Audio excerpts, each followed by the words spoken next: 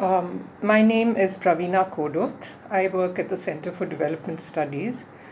I'm doing this presentation as part of a series that is being organized by my colleague, Professor J. Devika, on rights-based approaches to welfare policy in the wake of the pandemic.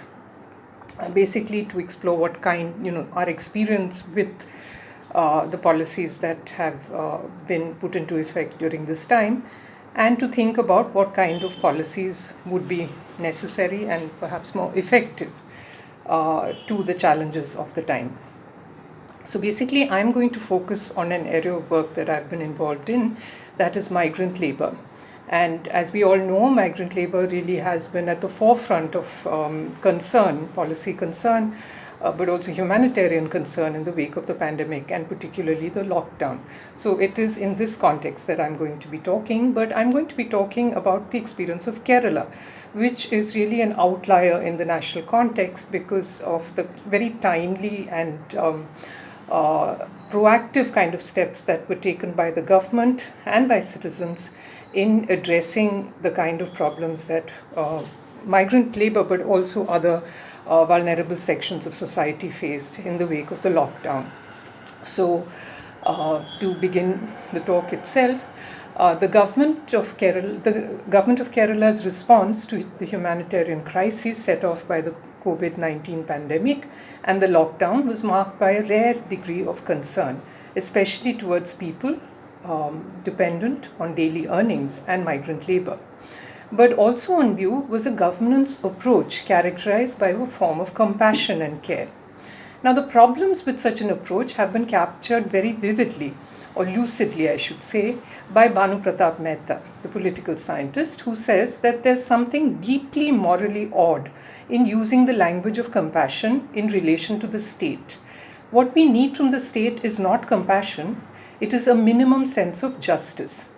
Now, Mehta calls for a justice-based solidarity from states towards their citizens, which he says would require us to ask not what is the minimum that we need to do in order to avoid starvation, but also social unrest in these times, but what are the state's obligations in these circumstances.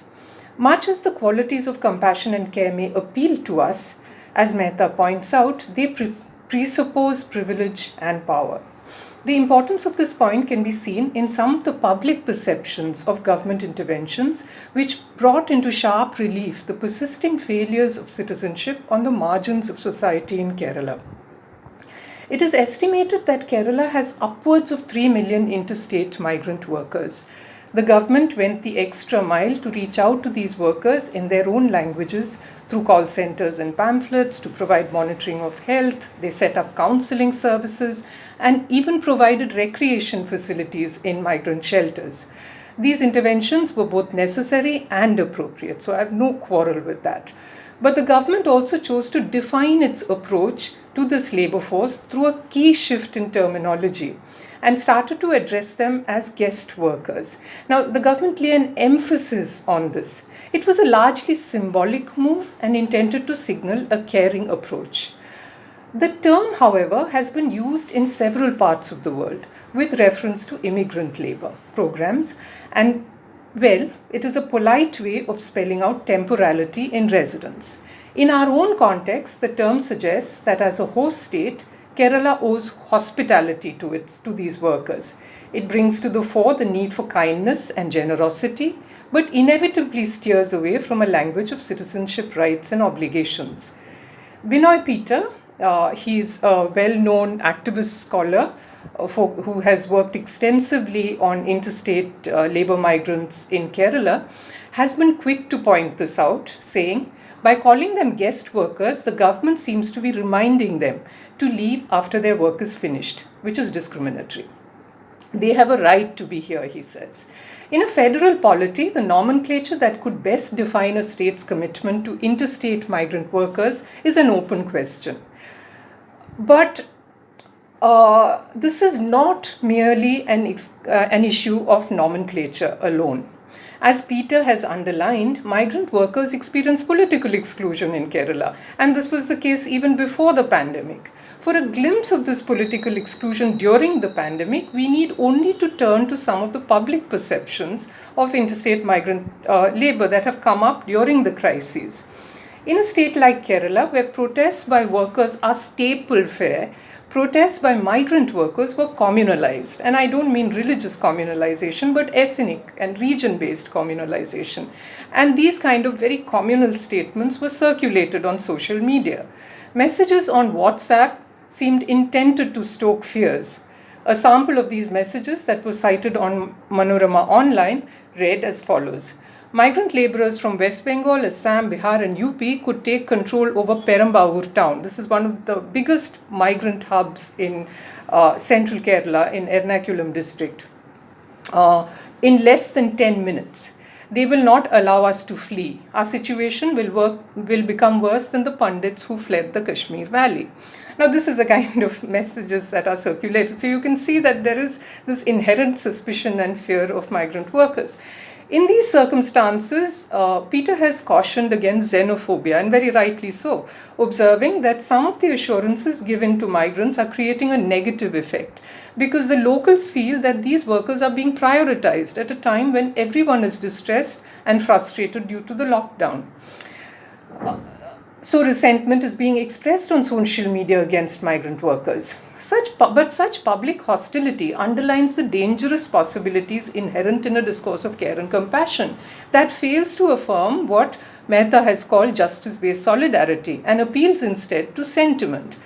This, Mehta warns, can destructively depoliticize social policy, and that those are the kind of fear of dangers that are implicit in a policy that appeals really to care and compassion rather than to rights. So suspicion and fear of interstate migrant labour is not new or specific to the crises, but as Peter notes, they are likely to be heightened under conditions of stress.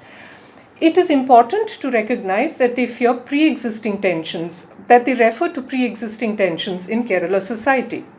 Now, Patrick Heller, who's a celebrated scholar of labour, likened the pandemic to a physical exam of the social body that has put public trust to its biggest ever test.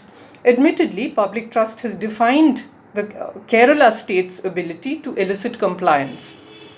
Clearly, however, we need to be more attentive to the fractures of the social body that pre-existed the pandemic and continued into it if every last citizen is to be ensured justice. Everyday conversations that depict protests by migrant labour as ingratitude fit well within a discourse of compassion and care because it reduces the recipient to a supplicant and divests him or her of rights. It is precisely the power and privilege embodied in a discourse of care and compassion that is unraveling in hostile public perceptions of interstate migrant labour. A discourse of compassion also fosters a dangerous othering of migrant labour because it appeals to sentiment rather than to justice. However, this problem cannot be seen in isolation from the larger question of labour rights. At present, the relationship between interstate migrant labour and local labour is certainly not one of solidarity in Kerala. As Mehta has elaborated this notion of solidarity, at the core of the idea of solidarity is not pity, compassion of care, it is justice. And, if we were to think in terms of the relationship between local labour and migrant labour, it's certainly not one of equality. Local labour in Kerala is highly organised and has strong and institutionalised bargaining power. Union leaders wield enormous power. Scholars working on marginal categories of labour, such as women or interstate migrant workers, have recognised the interests of mainstream trade union leaders in sustaining the political exclusion of marginal categories of labour. For instance, the possibilities of rent seeking enables corrupt union leadership in instances to profit from keeping the wages of migrant workers low. Now, there have been efforts by mainstream trade unions to organize migrant labour, but it is still to gain traction of any form in Kerala. The AITUC, which made efforts to organize migrant labour, admitted that exclusions faced by migrant labour were very, very, disturbing and extremely visible. in the context of the state. This was when, during the first state conference of the Kerala Migrant Workers Union, affiliated to the AITUC, in 2017, where it was admitted that rights that were achieved by local labor a long time ago are still areas of concern where migrant labor is concerned. There can, of course, be no substitute for organizing migrant labor to claim their own rights. But trade unions need to evolve a structure that are more appropriate to the mobile nature of migrant labor. At present, their structures are too rigid to accommodate migrant labor, except in separate unions, which undermines labor solidarity. One way is to take a leaf out of the Self-Employed Women's Association's book. And it's very interesting because this is a marginal category, a union of a marginal category of labor, that is women.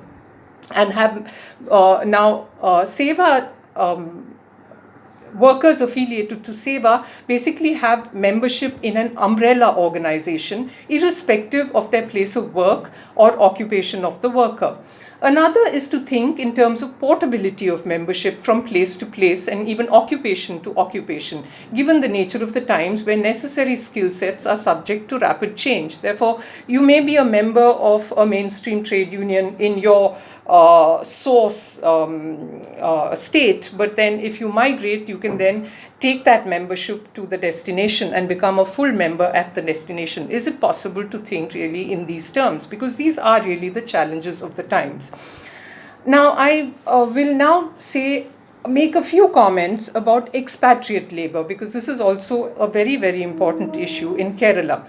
Now, again, the approach used to expatriate labor too has not really been one of rights and citizenship, but one of, in some sense, privileging, which goes along with this compassion and care approach. So there's the constant justification of the need to bring back expatriate workers is not in terms of their rights to return as citizens, which is very clearly there and the most important kind of justification that we could advance.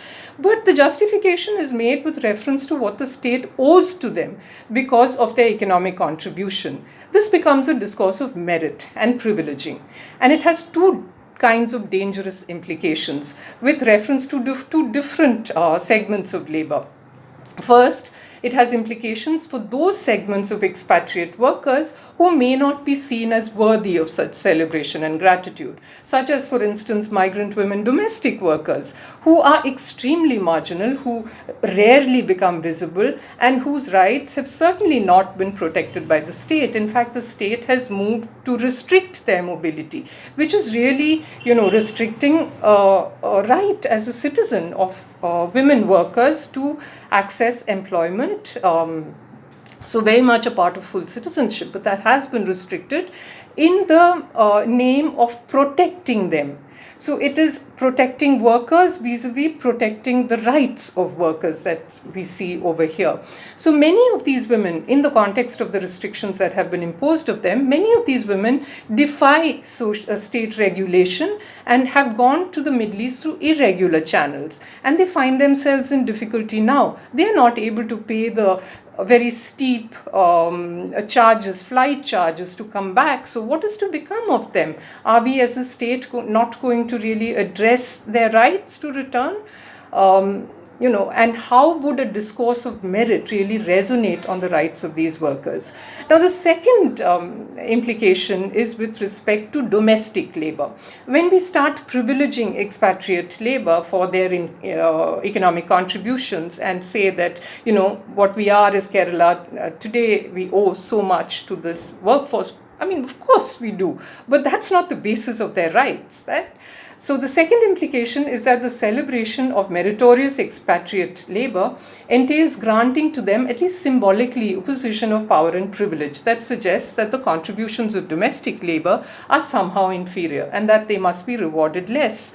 These implications expose the fault lines of a discourse of compassion and care with respect to people on the margins of our society and underline the importance of solidarity grounded in justice. I will end with that. Thank you very much for giving me a patient hearing.